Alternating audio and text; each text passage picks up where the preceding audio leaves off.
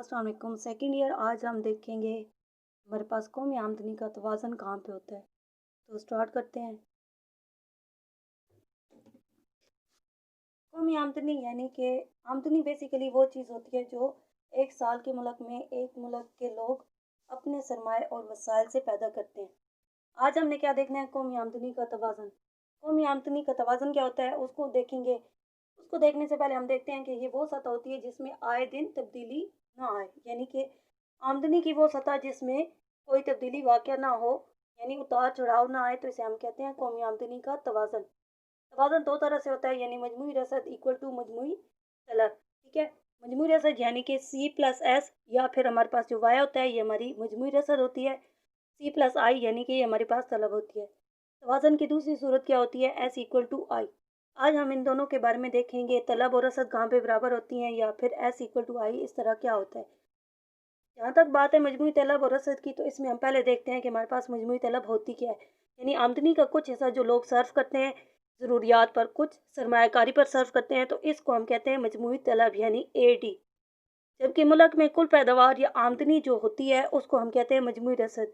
और हमें मजमूई रसद जो होती है वो बेसिकली क्या होती है, यानी कि आम लोगों का खर्च प्लस, यानी जो लोग सेविंग कर देते हैं और इन्वेस्टमेंट के लिए पैसा लगाते हैं, ये हमारे पास मजमूई रसद भी होती है।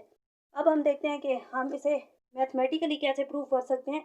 इससे पहले हम देखेंगे कि Y equal to C plus I, यानी कि या तो आमदनी सर्व की जाती है या उसको सरमायाकारी में लगाया जाता है। दूसरी सूरत होती है S equal to Y equal to S plus C, यानी कि या सेविंग होती है या खर्च होता है। इसे हम कहते हैं, ये हमारे पास आम लोगों की इक्वेशन है, यानी ये हमारे पास सारिफ की बात है। आम फर्द ये हमारे पास सरमायादार होते हैं, ठीक है? क्या होता है कि अगर सी और सी इनको इक्वल रखा जाए, सी सी से कैंसिल हो जाता है, तो हमारे पास एस इक्वल टू आई आ जाती है। इसका मतलब यह है कि अगर सी प्लस आई किया जाए या एस प्लस सी किया जाए तो ये इक्वेशन के इक्वल हो जाते हैं। देखिए, आप इसको टेबल को हम बनाएंगे, पहले हमें चाहिए आमदनी, ये ठीक है सर्फ होता है, यानी आम लोग उसे खर्च करते हैं, फिर या फिर सेव कर लेते हैं सरमायाकार, या फिर खर्च करते हैं, या फिर इन्वेस्टमेंट कर देते हैं। इस तरह हमने देखा सी प्लस एस जो होती है वो हमारी रसद होती है, और सी प्लस आई हमारे पास क्या होती है, तलब होती है। अब यहाँ पे हम फर्ज खुद से कर लेते हैं कि हम अगर आमदनी 75 रुपये हो, उसमें 70 रुपये खर्च कर दिए जाएँ, तो हमारे पास क्या होगा, 75 में से 70 जाएँ तो पीछे हमारे पास 5 बच जाते हैं, तो सेविंग कितनी हुई, 5 हो जाएंगी। और हम फर्ज करते हैं कि इन्वेस्टमेंट इस सतह पर क्या होती है, 10 की हम कर रहे होते हैं। अब हम क्या करेंगे, सी प्लस एस को प्लस करेंगे, सी ये हमारे पास है और प्लस एस, 70 प्लस 5, तो हमारे पास रसद हुई 75। इसी तरह तलब को हमने प्लस करना है, तो सी प्लस आई यानी कि 70 प्लस 10 80 हो जाएगा। सेकंड टाइम हम फर्ज करते हैं आमदनी क्या होती है, अगर 100 हो जाती है, खर्च हमारा 90 होता है। अब हमारे पास सेविंग क्या है, 10 हो रही है, क्योंकि 90 हमने खर्च कर लिया, और 100 में से 90 जाए तो पीछे हमारे पास रहता है 10। हमारे पास इन्वेस्टमेंट हम फर्स्ट करते हैं 110 ही होती है, तो हम क्या करेंगे, अब हमारे पास सी प्लस एस को हम देखेंगे, सी हमारे पास 90 है और एस हमारे पास 10 है, तो 100 हो जाती है हमारे पास रसद। सी प्लस आई को देखेंगे, तो सी हमारे पास 90 है और हमारे पास इन्वेस्टमेंट भी 10 है, तो ये 100 हो जाती है, ये दोनों इक्वल हो गए हैं। इसके बाद अगर हम मजीद देखें कि आमदनी में इजाफा होता है, 120 हो जाती है, खर्च हमारा 110 हो जाता है, सेविंग हमारी 15, यानी कि 110 120 में से माइनस करें तो 15 रह जाते हैं, तो ये हमारे पास सेविंग 15 हो जाती है। इन्वेस्टमेंट हम फर्ज कर लेते हैं कि 10 ही हम करें। अब देखेंगे सी प्लस एस, यानी कि सी और एस को प्लस किया तो 110 और 15 प्लस किया 125।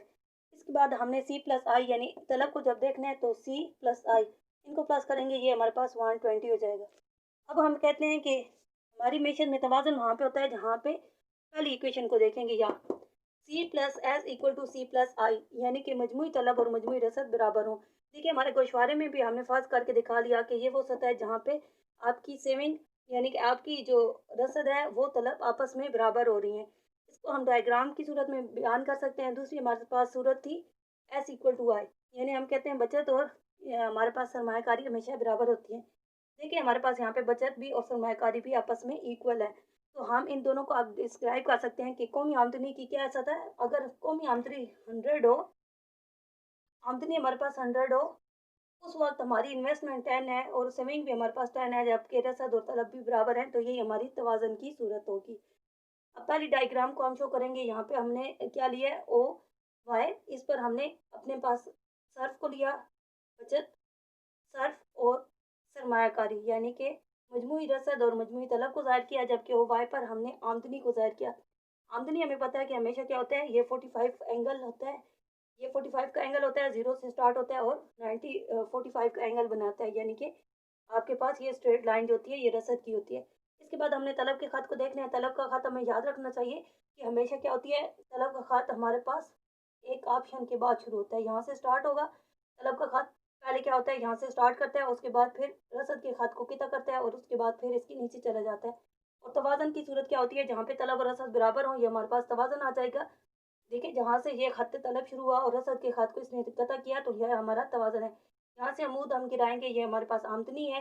ये हम वाई बार इसे कहेंगे। इसके बाद हमारे पास यहाँ पे हमारे सी प्लस आई हमारे पास मौजूद है, यानी कि तलब मौजूद है, ये भी 100 हमारे पास मौजूद है, तो ये हमारा तवाज़न है। अगर फ़र्ज़ करें किसी वजह से हालात बिगड़ जाते हैं, यानी कि ज़्यादा इन्वेस्टमेंट हो जाती है या कुछ और इस तरह की सूरत, लेकिन यार हम यहाँ पे देख सकते हैं कि हमारा तवाज़ुन यहाँ पे कम है। किसी वजह से हमारी अगर तलब ज़्यादा और रसद कम हो तो क्या होता है, यानी तलब ज़्यादा और रसद कम हो तो उस सूरत में आमदनी के साथ तलब में कम निस्बत से इजाफा होगा, लेकिन रसद डबल होगी है, जिसकी वजह से तवाज़ुन कायम आ जाएगा। यानी सेविंग ज़्यादा होंगी और हमारे पास जो इन्वेस्टमेंट है या खर्च है वो निस्बतन कम हो, तो उस सूरत में क्या होगा, सेविंग्स में इजाफे की वजह से रसद और तलब फिर दोबारा से बराबर हो जाती हैं। इसी के अपोजिट अगर हम देखें, किसी वजह से तलब कम और रसद ज़्यादा हो, यानी तलब कम है और रसद आपकी ज़्यादा है, तो लोग उसकी डिमांड को कम करेंगे, लेकिन ये डिमांड कम होने के साथ हमारी सेविंग्स भी कम होंगी। ऑटोमेटिकली फिर क्या होगा, तलब और रसद फिर से बराबर हो जाएंगी। इसके बाद दूसरी डायग्राम में एस और आई वाई को हमने देखा है। वाई हमारे पास रसद होती है, यानी कि हमें पता है कि हमने ओ एक्स पर जब वाई को ले लिया और उसके बाद हमने देखा कि इनकम जब नहीं होती तब भी आपकी कुछ ना कुछ सेविंग होती है, यानी खर्च आपका रहे होते हैं, तो वो माइनस एस आपका होता है। इसी वजह से हम कहते हैं कि एस का खात यानी खत रसद जो होता है वो नेगेटिव स्लोप रखता है, यानी नेगेटिव से स्टार्ट होता है और पॉजिटिव स्लोप रखता है। हमारे पास इन्वेस्टमेंट क्योंकि चेंज नहीं हो रही है, देख लें, जिसकी वजह से हम कहते हैं कि ओ आई से आई तक हमारा जो खाता है ये बिल्कुल स्ट्रेट लाइन है। जहाँ पे ये इक्वल होते हैं वहाँ पे हम तवाज़न कहते हैं। जैसे कि यहाँ पे हमारी फर्ज कर लेते हैं कि रसद भी इन्वेस्टमेंट भी 10 है और हमारे पास सेविंग भी 10 है।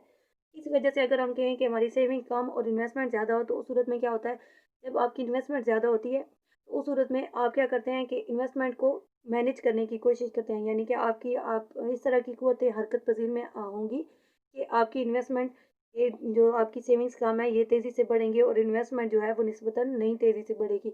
और फिर क्या होगा, जब आपकी खर्च कम और सेविंग ज़्यादा होंगी तो ऑटोमेटिकली ये तवाज़न की पॉइंट पे आ जाएंगी। और अगर किसी वजह से हमारा क्या हो, सेविंग ज़्यादा हो और इन्वेस्टमेंट कम हो, तो कुछ ऐसी कुव्वतें हरकत पजीर होंगी कि जिसकी वजह से हमारी यानी कि अखराजात बढ़ जाएंगे और सेविंग्स कम होना शुरू हो जाएंगी और ये फिर दोबारा से तवाज़न पे आ जाएगा। तो आपने याद रखना है कि जब भी आपका ये गैप होता है तो उस सूरत में क्या होता है, आपके अखराजात में कमी होती है और इस सूरत में आपके अखराजात में इजाफा होता है।